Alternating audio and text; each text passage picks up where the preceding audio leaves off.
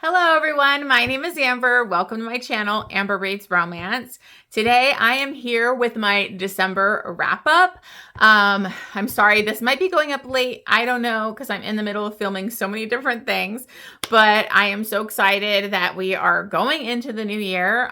December was a fantastic month for me. I had so many good reads. Such high quality romances I read. So let's go ahead and dive into my December wrap up.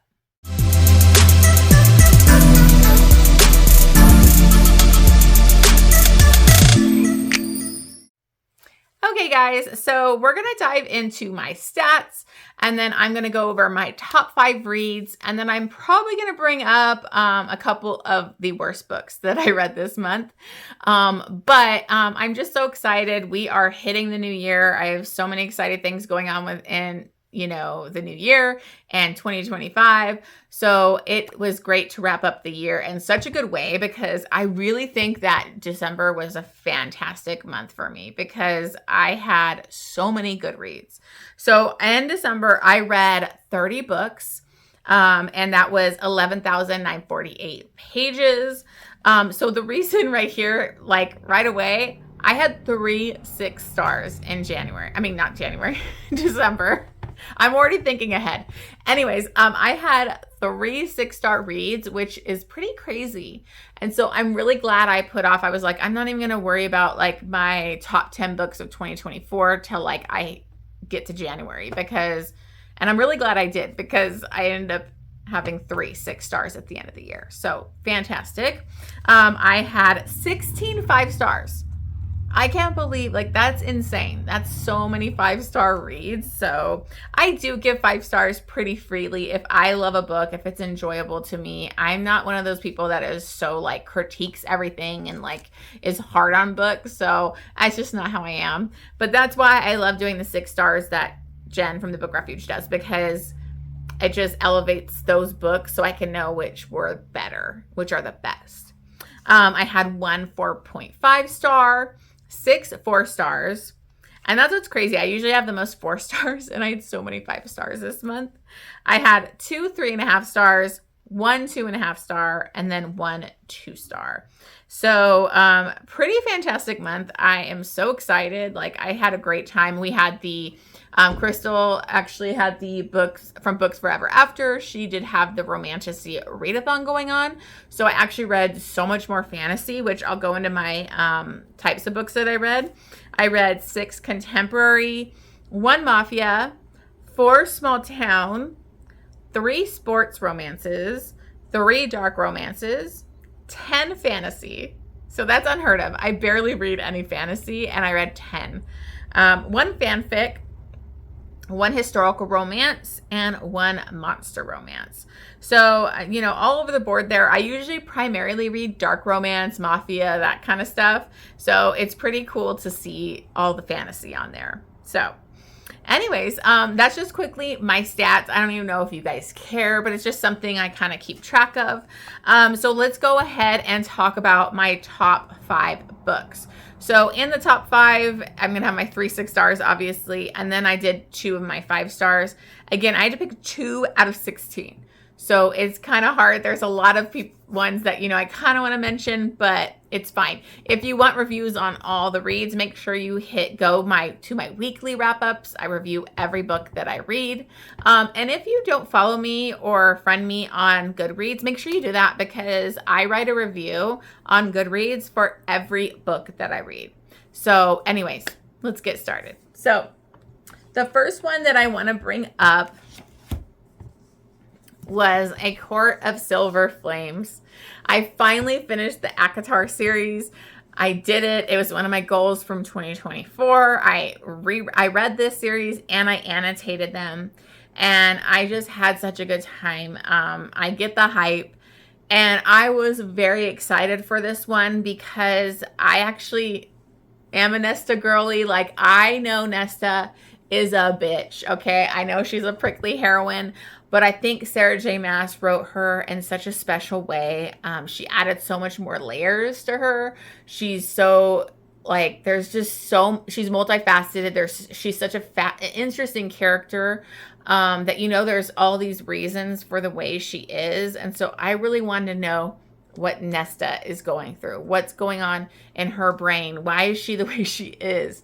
So I was very excited to get to Nesta's romance, and I cried in this multiple times. Honestly, I'm not going to go all into what ACOTAR is and the plot or whatever, because you probably already know. And if you want to check out my weekly wrap up, I'm just going to go into how I felt about this book, because I think she is so relatable. She suffers from depression and anxiety. She has PTSD. I connected to her. I just relate to her in so many levels. And everything that she went through with King Hybern, with her father, she has major issues with her father, and then with everything that happened.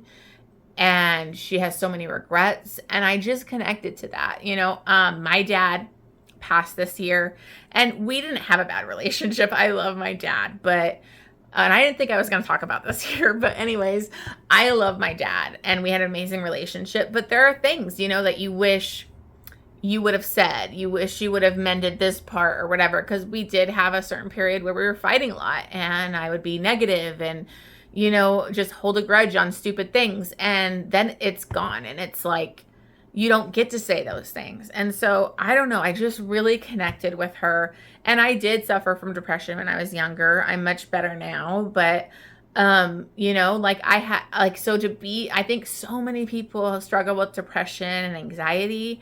And so walking in Nesta's shoes and seeing everything that she went through, obviously at a more high elevated or risky situation, because it's fantasy, I think you can connect to that. And I think Nesta is a very relatable character. I mean, she pushed away everyone who loved her because she hated herself. She has so much self-hatred and anger, and she takes it out on the people that love you. And that's just devastating to watch. You probably love Feyre, so you see the way Nesta treats her, so you hate on Nesta, but there's a reason that it's that dynamic. And it's just heartbreaking, because she has to go through hell and do a lot of self-work, and it's a hard-won journey for her to learn to love herself, get real friends that are like her group of friends, realize her issues with Feyre have nothing to do with Feyre, it's bigger, and then Cassian, her true love, somebody she immediately knew was her true love, but she pushed away. And Cassian's patience and how hard he works to get Nesta and to help her heal. It's just beautiful. So Nesta just holds a special place in my heart. And I think that this is one of the best written heroines. I think she's one of the best written prickly heroine. I love a prickly heroine. So I relate to them more, because I have resting bitch face, and I can be a bitch, and I don't mean to, but you do that. And so I just love Nesta. And I think this was such a really profound book. I cried multiple times, especially with Nesta's walk up that mountain, where she's hiking up the mountain for days with Cassian, and she has to struggle with her decisions.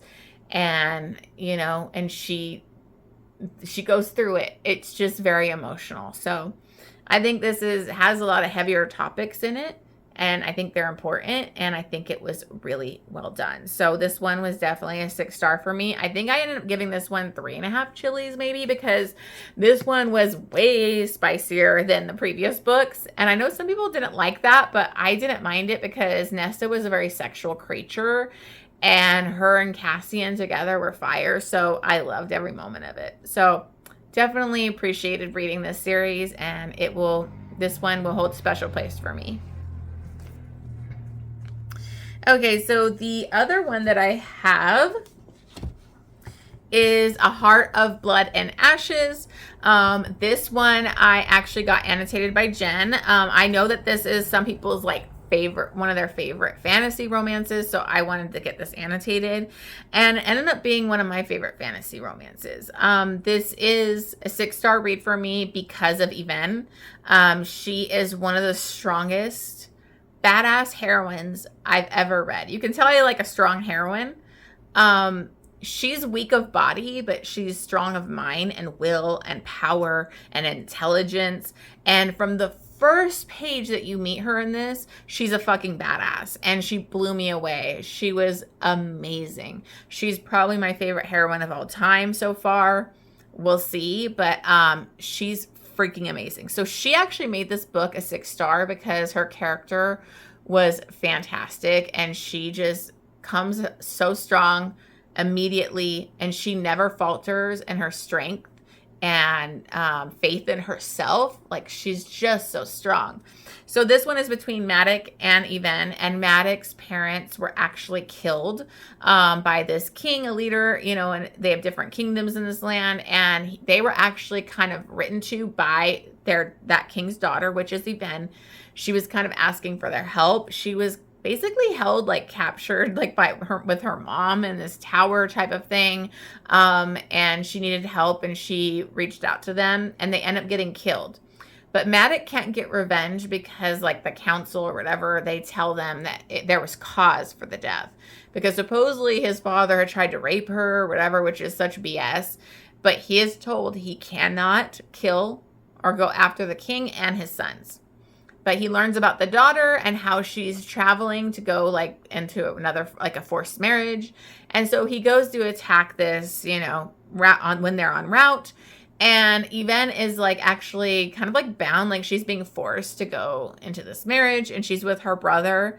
And Maddox is not expecting what a fireball she is, because she literally kills her brother and tells Maddox, "You need to marry me, because I can have my kingdom, you can be a king, we can unite our kingdoms. I want to do," like, she loves her people, and she really has, like, a queen's heart and mind. She's just so strong. She's very intelligent. She had planned this whole thing for him to come to her. She set it in motion. So she is very intelligent. And so I just loved her. But Maddox hates her. He blames her for his parents' death, and he refuses to let her tell him, like, the truth. If she speaks about it, he literally, like, threatens ripping out her tongue. Like, he's pretty brutal. So it's pretty hard to get behind Maddox for a lot of this, because you just love her so much, and she's so strong. But she, like, you understand his motivations and where he's coming from. So this is a very good slow burn.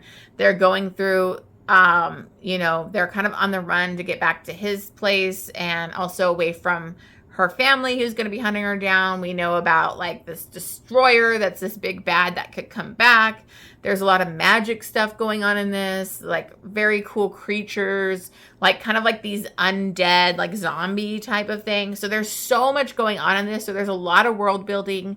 But what made this so amazing was the heroine. She was just fantastic. So I really highly recommend this book. I think it's very high it's a lot of fantasy. So there's some romance, but honestly, it's very heavy in the fantasy. But I love the world building and everything going on in this. So I gave it 6 stars, and it is pretty spicy too, because she's a dirty talker. She's goes for it. Like, I love her. So it was fantastic. Okay, so then the last one that I want to bring up that was my 6 stars was God of Fury. My heart, you guys. I love this book so much. This is the best Rina Kent book that I've ever read. I read her entire backlist. I vlogged the entire journey. If you know, you know, but I have a whole playlist of my vlogs of each of her books. So this one is going to be coming soon, this vlog, and I only vlogged this one book because I had so many thoughts and feelings that I talked way too long. And so I was like, I'm not putting 2 books in that vlog. Anyways, this is Nikolai and Brandon's relationship. And this is Rina Kent's first MM romance, and she did such a phenomenal job with her first MM. It's my favorite book. This wrecked me. I bawled hysterically so many times. I couldn't do anything. I I cried so hard I got a migraine. That's how hard I cried over this book. So I would definitely check your triggers. I did not, because I don't usually like to check triggers, especially I usually can handle everything, but there is a lot of triggering stuff in this. She mentions it in the beginning of the book. So if you want to check your triggers, do so. I'm not bringing them up here right now. I'm just not. I think I do in my last weekly wrap up. So you can check it out there, or just look at her beginning of her book. But this deals a lot with, like, Brandon, my poor baby Brandon, has a lot of demons, a lot of trauma, and he's basically kind of closed himself off. He's very controlled. He lives a very strict kind of lifestyle. And Nikolai is like this chaotic, he's going to be in the Bratva. He's, bi. He's very sexual. He's kind of, I don't know, maybe bipolar. I thought bipolar, but I think she labeled it something else. But he does have these very crazy, like, manic phases he gets into.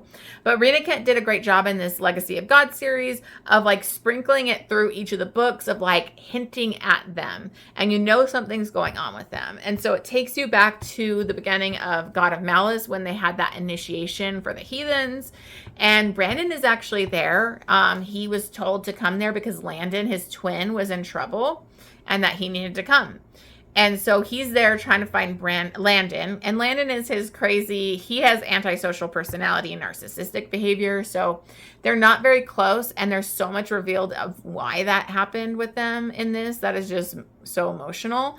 But he loves his twin and he wants to look out for him. So he shows up. And then he runs into Nikolai. And Nikolai is the one that actually sent that to kind of lure him there. He didn't really have interest in Brandon at the time. It was just revenge. But after this night, he becomes obsessed, kind of starts stalking him, kind of forcing himself, like, to hang out with Brandon on his daily runs. And he's so insanely attracted to Brandon, which isn't his usual type, because Brandon is just so, like, GQ, posh, British boy. And this guy is a wild one. But Brandon has never really been attracted to anybody. He's had girlfriends, but wasn't really into it. But he's so confused about how attracted he is to Nikolai. Like, he never really cared about sex until Nikolai. But they have insane chemistry, amazing connection, and they start kind of a secret relationship because Brandon is not ready to come out, and he doesn't want Landon to find out. There's a lot of bad blood between Landon and Nikolai and the heathens, which you would know if you've read the other books.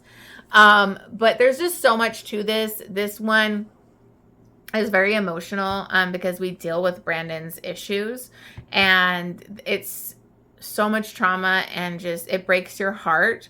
But him and Nikolai's romance is very beautiful. Like, it's very sexual in the beginning, but it gets a lot more emotional because Brandon really has to take down those walls and accept Nikolai.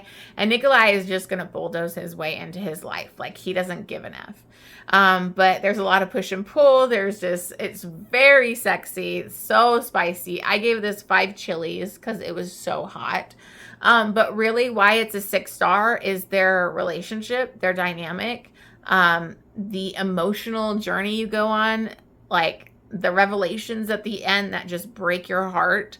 That made it a 6-star. If I bawl my eyes out, you're going to get a 6-star. You're just going to. So this is my favorite Rina Kent. It's really hard to, I don't know how she's going to beat this because I loved it. I really want to buy the audiobook because I know Teddy Hamilton, and I'm not sure who the other narrator was, but I'm sure I've heard it's really good. So I kind of want to buy it now. But I love this. Look forward. I don't know when I'm putting my God of Fury vlog up, but that will be coming up soon. So if you want way more spoilers, because I spoil everything in those vlogs, check it out because I go into way more feelings. Because I don't want to give away the stuff at the end here of why I bawled my eyes out. But there are so many beautiful moments between him and Nico, between him and his parents, between him and Landon. I mean, it just so much to this. And when I'm saying him, I mean Brandon, sorry. So anyways, highly recommend this one. This is one of the best books of the year for me. Okay, so then on to the 2 5-stars that I had. I listened to Cash. I got the ALC for this by Jessica Peterson. I've never read this author before, and I freaking loved it. Like, this was between Cash and Molly, and this had everything like I want in like country, cowboy romance. He's this grumpy, cowboy. And Molly is kind of like the city girl. She did grow up there, but only to like, I think she was 6. I can't remember. It's been a while since I read it because this was like the beginning of the month. But her father has passed. She has like kind of a complicated relationship with her father. But she's supposed to be left his ranch, and like he had a lot of money too. And Cash is actually the foreman on that ranch, and he was kind of promised the ranch by her dad. So she comes home for the reading of the will and is just kind of accepting, okay, I'm going to get the ranch. I'm going to sell it. She has her own like cowgirl boots line that she runs with her friends in the city. And so she just wants to get the money, leave, and then that way she can put that towards their business. And she's not able to because it is given to her, but it's basically she has to live there for like a year, and she's only going to get certain amounts of her inheritance money. And so she's like kind of forced to move on to the ranch and start going there. And Cash is pissed. He starts off really hating her. He has a bad view of her, of like the city girl that never came home to see her father, that didn't love her father, and all that kind of stuff. And so they kind of have a bad first meeting, but she really proves her worth and like falls in love with like the ranch style, like living. She actually works out there with Cash and his group, his brothers. And it was just so adorable to watch. Also to watch her kind of open herself up and show her vulnerabilities to him. And so they realize they have just this sane connection and they start a relationship. But the question is like, what's she gonna do after that year? He doesn't want to make her stay there, so it's like that kind of a thing. So I freaking loved it. It was such a good audiobook. I'm trying to remember. I think Stephen Dexter was one of the narrators, who is like one of my favorite male narrators. I fucking love him. So I highly recommend the audiobook. I freaking loved it. So great time on that one. And then I have From Blood and Ash. I finally read this one from Jennifer L. Armentrout, and I really want to read this series for the next year. Hopefully I'll start reading that because it's a pretty long series though, so I don't want to totally commit to finishing the series this year. But I really want to continue with this. This was really good fantasy. I listened to the graphic audio, so I feel like it moved a lot faster than like if I didn't. Because it is a pretty long one, kind of long. But this is between Poppy and Hawk, and Poppy is... Okay, sorry about that. I just had to grab my like notes because it's kind of been a while for me, and I'm really bad at explaining fantasy romance. So anyways, this is Poppy, and she is actually a maiden, and there's this thing called the Ascension, and she's supposed to be given to the gods for this ascension. There's people that are the ascended, so there's a lot of like kind of mystery going on there. I kind of wanted more info about what the Ascension is and all that, but obviously this is the first book in a pretty long series, so I'm sure we're going to get a lot more info. And I think they were being vague about that for certain reveals that happen at the last part of the book.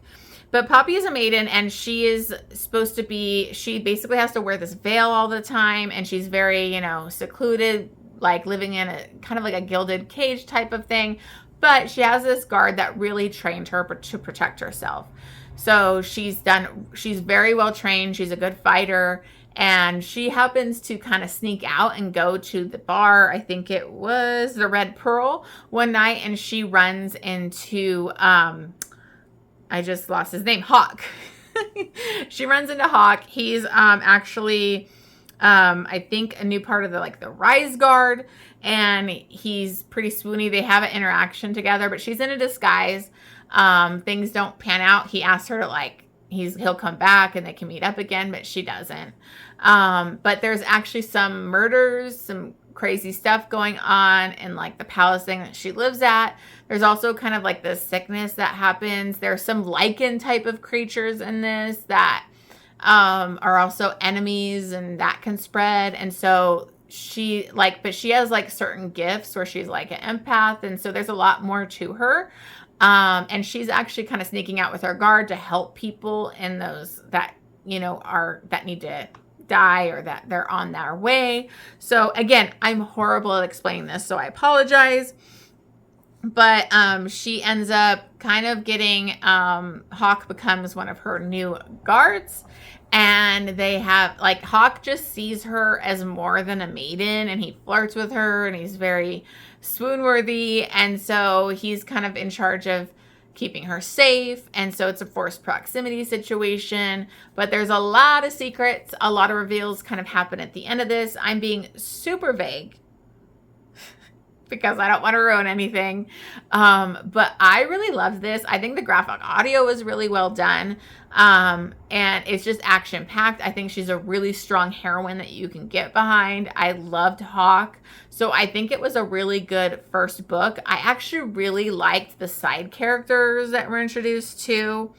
I really loved Victor, who was like her guard that was like trained her and everything. So I really got attached to some of these characters, and I think it had really good world building. This is actually my first book by that author, so I really enjoyed it. I'm definitely intrigued. The twist coming at the end, I kind of saw coming, but still it was good. It was a good one.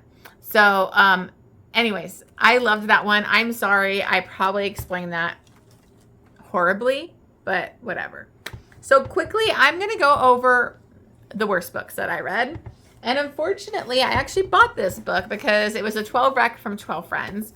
And I read Portrait of a Scotsman.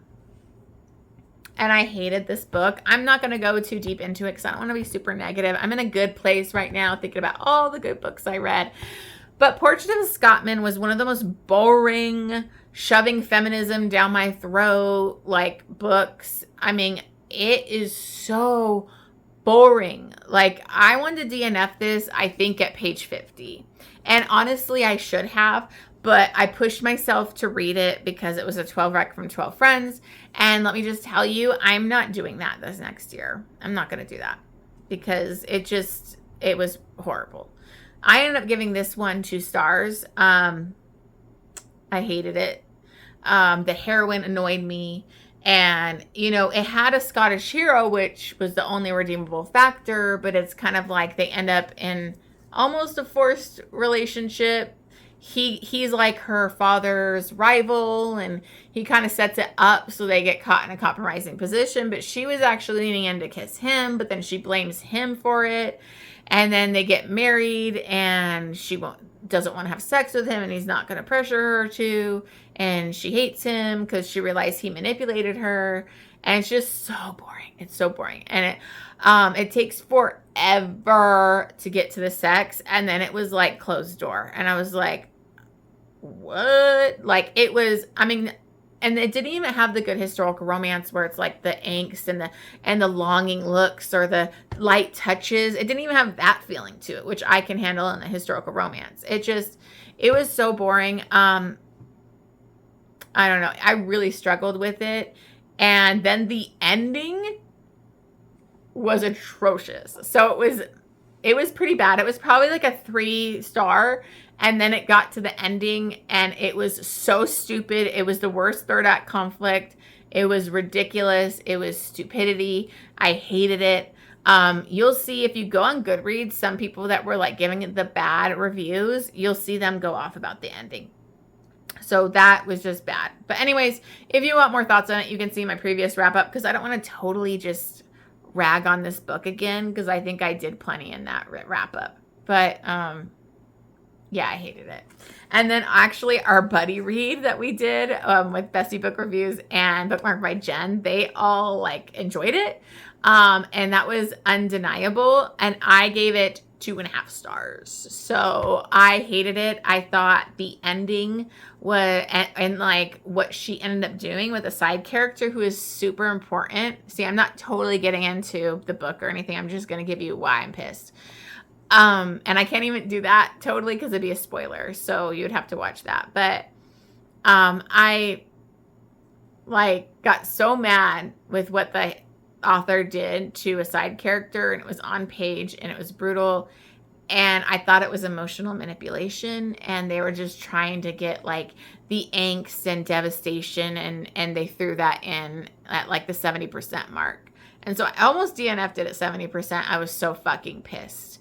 So, yeah, I gave that one 2.5 stars. I think they all gave it like 4 or like 5. I don't know which for each person, but I definitely did not like it. And now I'm not saying I hate Daisy Jane, because that was my first Daisy Jane. I understand that she writes different stuff. So she might have written like, this was just a different one. So I want to give her more of a chance still, but I did not like this. So anyways, I'm not going to go too deep into those, but thank you so much for watching this, you guys. I had a great December besides those 2 books. I had such a great December. I have so many good reads from this month, and I'm going to be trying to get everything together here this week and film this weekend, because I want to get you guys my top books from 2024. So that's going to hopefully not be too long of a video, but you know how it is. All right. Thank you so much for watching this. Don't forget to hit that subscribe button. Leave me a comment. Let me know if you've read any of these books, if you love them, or what your favorite book was of the month. And I will see you guys on the next one.